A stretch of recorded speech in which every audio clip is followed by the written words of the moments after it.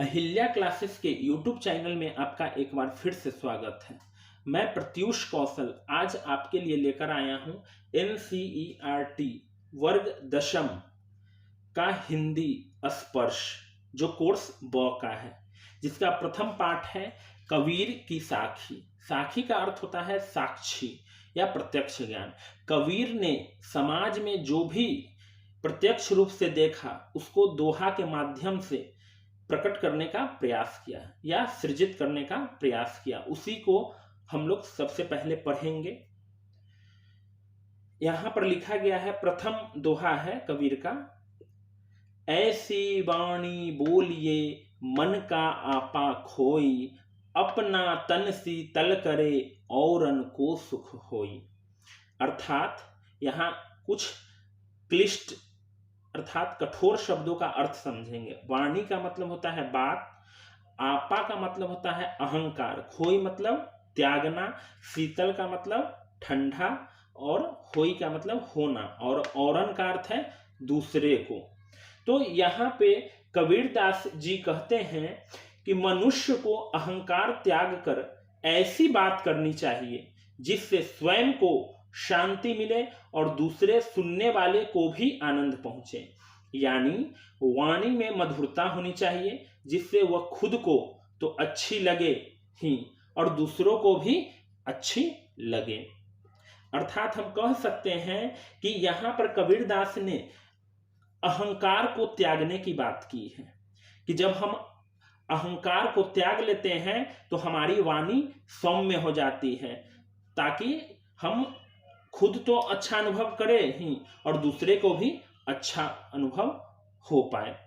तो हम लोग ने पहला देखा कि यहाँ पर कबीरदास जी शाब्दिक अर्थ तो देते ही हैं और उसका लांछनिक अर्थ भी देते हैं अपने दोहा का। शाब्दिक अर्थ का मतलब होता है शब्द का वस्तुतः अर्थ होना, सिर्फ मूल अर्थ होना, लेकिन लांछनिक अर्थ होने का मतलब होता है उसको लक्ष्य करके लिखना। मतलब यहाँ पर कहीं ना कहीं कबीरदास ने यह प्रयास किया है कि मानव जाति अगर अपने अहंकार को त्याग कर आपस में सौहार्द के साथ, प्रेम के साथ अगर बातें करें तो खुद को भी अच्छा महसूस होगा और सुनने वाले को भी अच्छा महसूस होगा। तो इस प्रकार हमने देखा कि यह बहुत ही सुंदर सा दोहा है कबीरदास जी का। अब हम लोग अगले दोहा पर चलते हैं। यहां पर हम लोग देखते हैं कि कबीरदास जी की कबीरदास की दूसरी दोहा है। यहाँ पे कस्तूरी कुंडली बसे मृग ढूंढे बन माही, ऐसे घटी घटी राम है दुनिया देखे नाही। यहाँ पर सबसे पहले समझने का प्रयास करेंगे इसका शाब्दिक अर्थ। कस्तूरी कुंडली बसे, कस्तूरी का अर्थ होता है सुगंधित पदार्थ। कस्तूरी कुंडली बसे, कुंडली का अर्थ होता है नाभि, अब बसे मतलब रहना या बसना। तो कबीरदास जी कहते हैं कि जो कस्तूरी नामक पदार्थ होता है सुगंधित, वो नाभि में बसता है। किसके? मृग ढूंढे बन माही। अर्थात कस्तूरी जो एक पदार्थ है सुगंधित, वह मृग मतलब हिरण के नाभि में होता है। और हिरण क्या करता है? मृग ढूंढे बन माही, वन मतलब जंगल, और हिरण उसको प्राप्त करने के लिए, उस सुगंधित पदार्थ कस्तूरी को प्राप्त करने के लिए वो जंगल जंगल भटकता रहता है। ऐसे घटी घटी राम है दुनिया देखे नाही। घटी घटी मतलब सबके हृदय में। इसी प्रकार जो राम है, जो ईश्वर हैं, वो सबके हृदय में वास करते हैं, जैसा दुनिया देखे नाही। लेकिन क्या होता है, उसको हम लोग देख नहीं पाते हैं। अर्थात यहाँ पर कबीरदास जी बहुत ही सुंदर उदाहरण से यह समझाने का प्रयास किए हैं कि हम सभी के भीतर ईश्वर का वास होता है, लेकिन हम भ्रमवश क्या करते हैं, हम इधर उधर मंदिर मस्जिदों में जाके हम ईश्वर को ढूंढते रहते हैं, हम अल्लाह को ढूंढते रहते हैं, लेकिन वो तो सबके हृदय में वास करता है। इसलिए यहाँ पर कबीरदास ने कहा है, कस्तूरी कुंडली बसे मृग ढूंढे बन माही। अर्थात कस्तूरी तो हिरन के नाभि में होता है, लेकिन पूरे जीवन काल में हिरन उसे जंगल जंगल ढूंढता रह जाता है और वो उसी के अंदर होता है। ऐसे घटी घटी राम है दुनिया देखे नाही। इसी प्रकार ईश्वर सबके हृदय में होता है, सभी मानव जीव के हृदय में होता है, और हम लोग क्या करते हैं, भटकते रहते हैं भ्रम में कि कभी मिल जाएगा, लेकिन वो तो हमारे अंदर है। इसलिए ईश्वर की प्राप्ति करने के लिए खुद को जानना सबसे अच्छा है, और ईश्वर की पूजा सबसे बेहतर है कि हम मानव जाति के कल्याण के लिए हम अपना जीवन न्यौछावर करें। इसी दोहा से यह स्पष्ट होता है। अब हम लोग कबीर के तीसरे दोहा की तरफ चलते हैं। यहां पर तीसरा दोहा कबीर जी का है कि जब मैं था तब हरि नहीं, जब अब हरि है मैं नाही, सब अंधियारा मिटी गया जब दीपक देखा माही। यहां पर कबीरदास जी कहते हैं जब मैं था, यहां मैं का अर्थ होता है, मैं को अंग्रेजी में आई बोलते हैं और संस्कृत में अहम बोलते हैं। अहम का मतलब होता है अहंकार, अहंकार अर्थात मैं का मतलब अहंकार हो गया। जब मेरे अंदर अहंकार था या अभिमान था तब हरि नहीं, मतलब तब ईश्वर नहीं थे। मतलब जब हमारे अंदर अहंकार रूपी बुराई होती है तब हम ईश्वर का सम्मुख नहीं कर पाते हैं।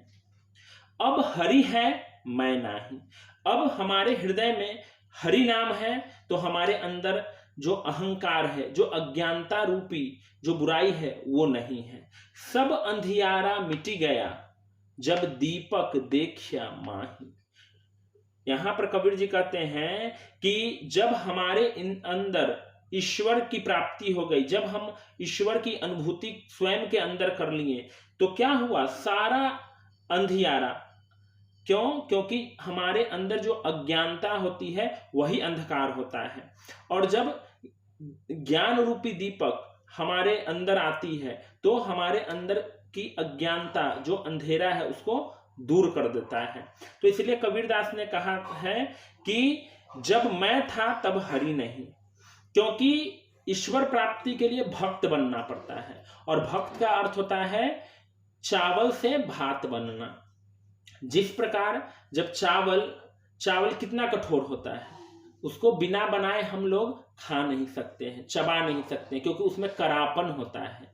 अर्थात जब व्यक्ति में अहंकार होता है तो वो व्यक्ति क्या होता है, अभिमानी होता है, वो किसी की बातों को नहीं सुनता और स्वयं को सर्वशक्तिमान मान लेता है। लेकिन जैसे ही उसके अंदर से अज्ञानता दूर होती है तो उसे अच्छाई समझ में आती है, उसे ईश्वर के बारे में पता चलता है। इसलिए कबीरदास ने बहुत ही अच्छा यहाँ पे बतलाने का प्रयास किया अच्छे रूप से कि जब मैं था तब हरि नहीं, कि जब हमारे अंदर अहंकार था, अभिमान था, तब हमारे अंदर ईश्वर का जो गुण था वो नहीं दिखाई दे रहा था, ईश्वर नहीं थे। अब हरि है मैं नहीं, अब हमारे अंदर ईश्वर की अनुभूति हो रही है, इसलिए हमारे अंदर अहंकार नहीं है। सब अंधियारा मिटी गया, सारा अंधियारा जो अज्ञानता रूपी जो अंधियारा था वो मिट गया जब दीपक देखा माही। जब ईश्वर के रूप में ज्ञान रूपी दीपक जब जला तो मनुष्य के अंदर के जो बुराइयां होती है, जो अज्ञानता होते हैं, वो क्या होते हैं, नष्ट हो जाते हैं।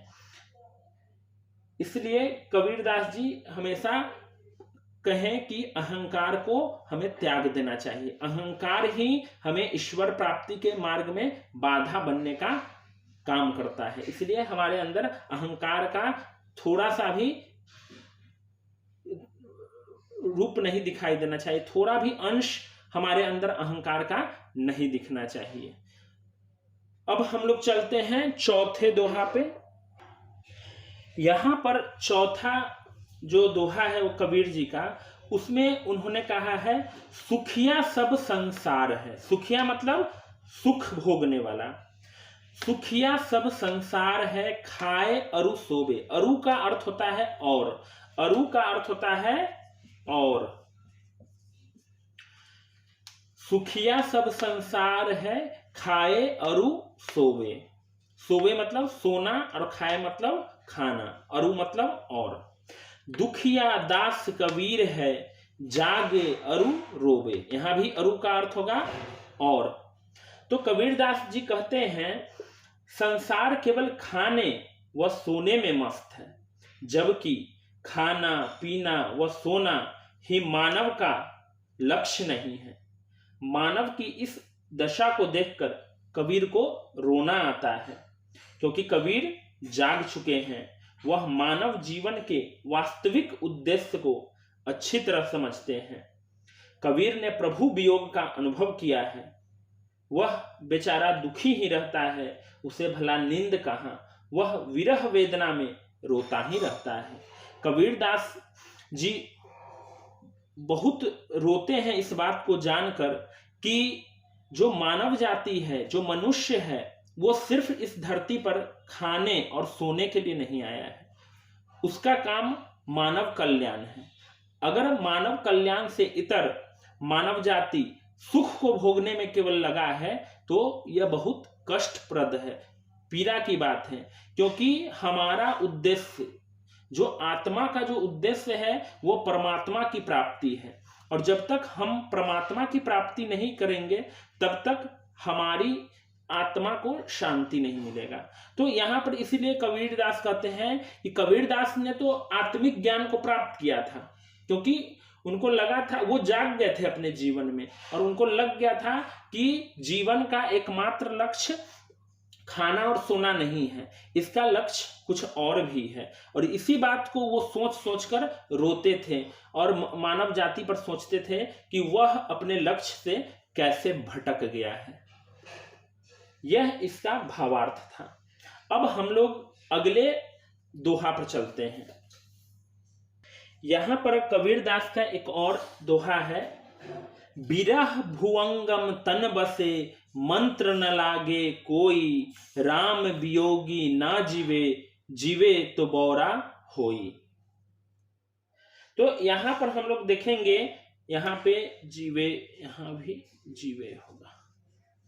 तो यहां पर देखेंगे कि कबीरदास कहते हैं कि ईश्वर जो होते हैं वो परमात्मा होते हैं और हमारे अंदर भी आत्मा का वास होता है। मतलब परमात्मा का एक छोटा सा अंश ही आत्मा होता है। तो यहां पर कबीरदास ने कहा है ईश्वर के विरह रूपी नाम के विष को उतारना यानी असंभव बताया है। एक बार जब हम ईश्वर के भक्ति में लीन हो जाते हैं, उसके बाद हम लोगों को क्या होता है, विरह भुवंगम तन बसे। मतलब भुवंगम मतलब हमने जाना कि सांप होता है, और विरह मतलब वेदना, मतलब कष्ट, एक याद होता है। उस अकेलापन जब हम महसूस करते हैं ईश्वर के बिना तो क्या होता है, विरह भुवंगम तन बसे। मतलब हम जब ईश्वर को याद करते हैं तो हमारे अंदर सर्प के विष के समान उनकी भक्ति समावेशित हो जाती है। मंत्र न लागे कोई। उसके बाद क्या होता है, हम पर कोई भी मंत्र का कोई प्रभाव नहीं होता है, क्योंकि हम लोग क्या हो जाते हैं, ईश्वर की याद में हम लोग क्या हो जाते हैं, खो जाते हैं। उसी के बारे में रात दिन सोचते हैं, जिसके कारण उसके ऊपर, हमारे ऊपर कोई प्रभाव किसी भी चीज का ना पड़ता है। राम वियोगी ना जीवे। जिसके हृदय में राम नाम का रट लग जाता है वो क्या होता है, वो वियोगी हो जाता है। वो समाज से, अपने सांसारिक जीवन से कट छट जाता है। क्यों? क्योंकि उसको अपने जीवन में राम के सिवा कोई समझ में नहीं आता है। वो सिर्फ और सिर्फ ईश्वर की प्राप्ति करना चाहता है। और जीवे तो बौरा होए। अगर वो किसी प्रकार जी भी जाता है राम के बिना तो वो पागल हो जाता है, वो पागलों की तरह इधर उधर घूमता रहता है। अर्थात यहाँ कबीरदास ने कहा है ईश्वर के विरह रूपी नाम के विष को उतारना यानी असंभव बताया है।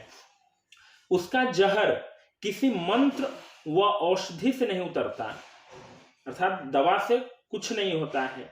इस जहर से राम वियोगी यानी ईश्वर के विरह में पीड़ित व्यक्ति जीवित नहीं रहता है, वह मर जाता है। यदि जीवित रह भी जाए तो वह पागल हो जाता है, यानी वह ईश्वर के विरह में पागलों जैसा व्यवहार करता रहता है। इस दोहा का यही भावार्थ है कि हमें हमारे अंदर या हमें जब ईश्वर भक्ति करने की जो विष रूपी जो नशा फैल जाता है शरीर में, तो कोई भी मंत्र काम नहीं करता है और वो व्यक्ति ईश्वर की प्राप्ति न होने पर वो पागलों की तरह रहने लगता है और पागलों के जैसा व्यवहार करने लगता है। अब हम लोग अगले दोहा पर चलते हैं। इस दोहा के माध्यम से कबीरदास जी कहना चाहते हैं निंदक नेरा राखिए। नेरा का मतलब होता है नजदीक, निंदक मतलब निंदा करने वाला, आलोचना करने वाला। तो कबीरदास जी कहते हैं कि हमेशा हमें क्या करना चाहिए, अपने आलोचक को, आपकी निंदा करने वाले को हमेशा अपने पास रखना चाहिए। निंदक नेरा राखिए, राखिए मतलब रखना। निंदक को, बुराई करने वाले को हमेशा अपने पास रखना चाहिए। आंग निकुटी बंधाई, और उससे भी हो तो आंगनी मतलब आंगन में ही उसको क्या देना चाहिए, जगह देना चाहिए, या आंगन में ही उसे बांध कर रखना चाहिए, या उसको आंगन में ही रख लेना चाहिए। अर्थात कोई भी व्यक्ति जो हमारे अंदर की बुराई के बारे में बतलाता है वही सच्चा मित्र होता है, नहीं तो वह चापलूस का कार्य करता है। चापलूस कभी भी हमारे लिए बेहतर नहीं होता है। जो हमारी बुराइयों को, हमारी कमियों को बतलाता है वही सच्चा मित्र होता है। इसीलिए कबीरदास ने कहा है निंदक नेरा राखिए। जो आपकी निंदा करते हैं, जो आपकी बुराई निकाल कर बतलाते हैं, उसे प्रयास कीजिए कि नजदीक रखिए। अगर हो सके तो उसे अपनी कुटिया में ही जगह दे देनी चाहिए, अपने घर में ही जगह दे देना चाहिए उसे।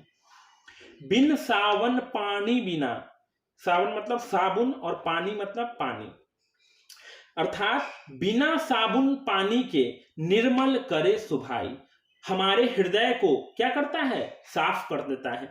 जिस प्रकार वस्त्रों को साफ करने के लिए हमें साबुन और पानी की जरूरत होती है, उसी प्रकार हमारे अंदर, जीवात्मा के अंदर जो बुराई होती है, उसकी बुराई को अगर कोई बता दे ससमय तो क्या करता है, उस बुराई को हम हटा सकते हैं। और जब बुराई हम अपने अंदर से निकाल देते हैं तो हमारे अंदर अच्छाई ही अच्छाई रह जाता है, जो बिना साबुन के और बिना पानी के ही काम कर देता है।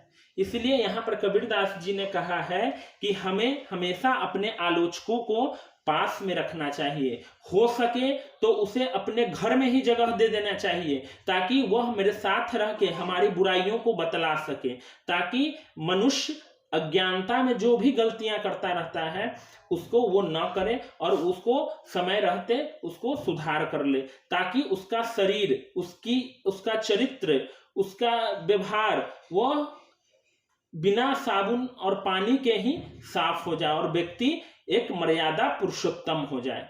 तो यहां पर कबीरदास ने ऐसा कहा है। कबीरदास कहते हैं कि मनुष्य को अपनी निंदा से नहीं डरना चाहिए, अपनी निंदा करने वाले व्यक्ति को अपने निकट ही रखना चाहिए, चाहे उसके लिए अपनी आंगन में ही घर बनाना क्यों ना उसे पड़े। क्योंकि निंदा करने वाले व्यक्ति अर्थात बुराई करने वाले व्यक्ति हमेशा आपके बुराई को नजरअंदाज करते हैं, ताकि आपको आपकी कमियां न दिखे। इसलिए हमें उसे अपने पास में ही रखना चाहिए, ताकि वो हमारे अंदर की बुराई को बतला सके। अर्थात हम इस प्रकार कह सकते हैं कि जो हमारा आलोचना करता हो, जो हमारी बुराई करता हो, उसे अपने घर पर ही रहने देना चाहिए, ताकि हमारे अंदर की बुराइयों को वो बताएगा और आप उसको दूर कर लेंगे ससमय। इससे क्या होगा कि बिना साबुन और पानी के आपका जो शरीर है उसकी सफाई हो जाएगी।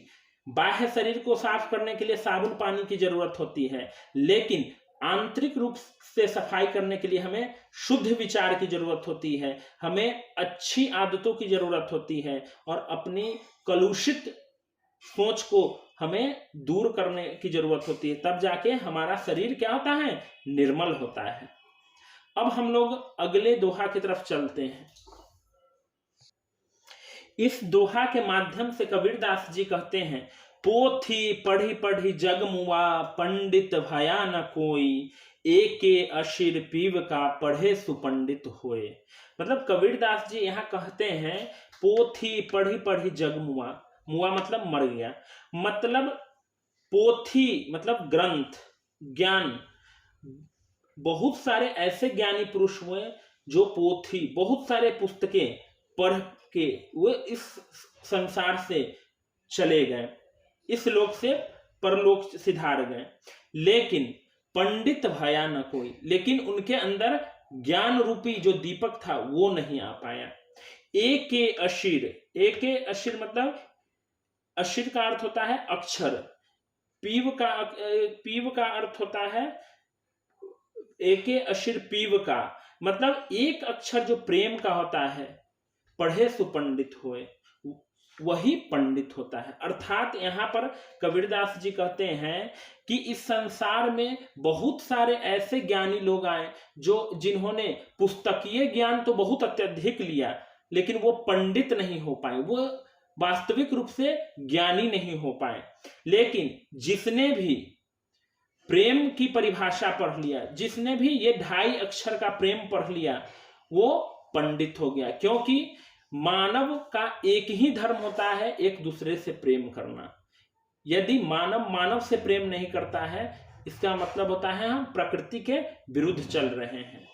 अर्थात हमारा सच्चा धर्म होता है मानव की सेवा करना, भूखे को भोजन कराना, निवस्त्र को वस्त्र देना, बीमार को दवाई दिलाना, यही हमारा उचित धर्म है।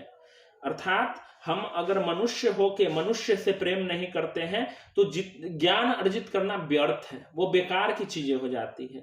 इसलिए अगर आप पंडित होना चाहते हैं, अगर आप वास्तविक ज्ञान प्राप्ति करना चाहते हैं, तो हमें मनुष्य से प्रेम करना सीखना चाहिए, हमें प्रकृति से प्रेम करना सीखना चाहिए। और ये चीज जो भी सीख लेता है प्रेम करना, वो वास्तविक रूप से बिना पुस्तक के वह जीवन के सच्चाई से अवगत हो जाता है, वो जीवन के मूल रहस्यों को जान जाता है और वह परम ज्ञानी कहलाता है।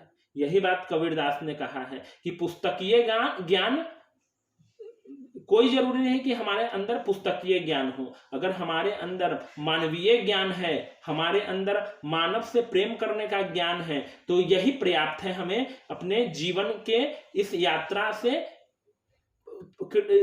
में कीर्ति बना के जाने का। क्योंकि कहा भी गया है, मूर्ति से कीर्ति बरा बिना पंख उड़ जाए, मूर्ति तो जाती रही कीर्ति कभी न जाए। अर्थात कोई भी व्यक्ति कुछ सालों तक जीवन यापन करता है, उसके बाद वह मृत्यु को प्राप्त होता है। अगर रह जाती है तो उसके द्वारा किए गए कर्म, अगर हम बेहतर कर्म करते हैं तो लोग हमें याद करते हैं, अगर हमने बेहतर कार्य नहीं किया तो लोग हमें गालियां देते हैं। अर्थात हम कह सकते हैं कि हमारे जो मूर्ति रूपी शरीर है ये जाते रहेंगे, लेकिन हम अगर मानव जाति से प्रेम कर लेते हैं तो इससे क्या होता है कि हम प्रकृति का काम कर देते हैं और प्रकृति हमें हमेशा याद रखती है, जो वास्तविक है, जो सार्वभौमिक है। यहां पर कबीरदास ने यही कहने का प्रयास किया है। अब हम लोग चलते हैं अगले दोहा में। इस दोहा के माध्यम से कबीरदास जी कहना चाहते हैं, हम घर जालिया आपना, लिया मुरारा हाथी, अब घर जालो तास, जे चले हमारे साथी। जालिया मतलब जलाना, आपना मतलब अपना, मुरारा मतलब मशाल और हाथी मतलब हाथ। जालो मतलब जलाना, तास मतलब दूसरे का। यहां पर कबीरदास कहते हैं कि हम घर जालिया आपना। कबीरदास जी कहते हैं कि जब व्यक्ति सन्यासी हो जाता है और अपना सर्वस्व किसी राष्ट्र के प्रति प्रति समर्पित करना चाहता है तो सबसे पहले तो वो संन्यास ग्रहण कर लेता है, अर्थात अपने सांसारिक जीवन का त्याग कर देता है। त्याग करते ही वो क्या करता है, अपना सांसारिक जीवन को खत्म कर लेता है, अर्थात जला देता है। तो इस पंक्ति से यही स्पष्ट हो रहा है, हम घर जालिया आपना, हमने तो क्या किया, देश सेवा के लिए अपने सांसारिक जीवन का त्याग कर दिया। लिया मुरारा हाथी, जब कबीरदास बोलते हैं कि जब हम सब कुछ त्याग कर, सांसारिक चीजों को त्याग कर और हम देश सेवा के लिए अभिप्रेरित हो जाते हैं तो क्या करते हैं, अपने हाथ से, हाथ में मशाल लेकर अपने सांसारिक जीवन को खत्म कर देते हैं, जला देते हैं। अब घर जालो ताश का, यहां पर कहते हैं कि अब हमें दूसरे का घर जलाना है। ताश का अर्थ होता है दूसरा और जालो का मतलब जलाना।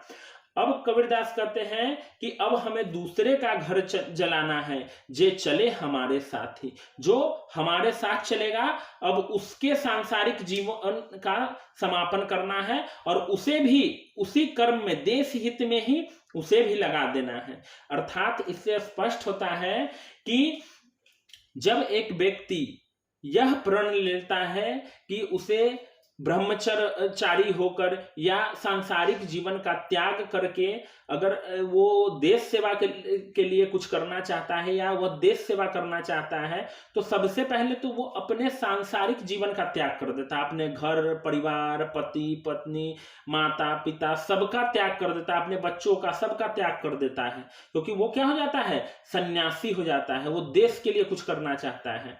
तो सबसे पहले तो वो अपने सांसारिक जीवन का वो उसको जला दिया, अपने सांसारिक जीवन को खत्म कर लिया।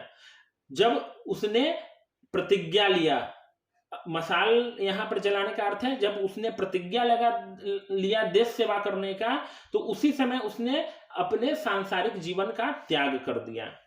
अब घर जालियो ताश का, अब वो क्या करेगा, दूसरे लोगों को भी खुद में जोड़ने का काम करेगा ताकि उसके साथ और भी ऐसे लोग आए जो राष्ट्र सेवा के लिए समर्पित हो और वो अपना घर त्यागने के लिए तैयार है। तो वो क्या करेगा, उसके घरों, उसके भी सांसारिक मोह को तोड़ने का काम करेगा, जे चले हमारे साथ ही।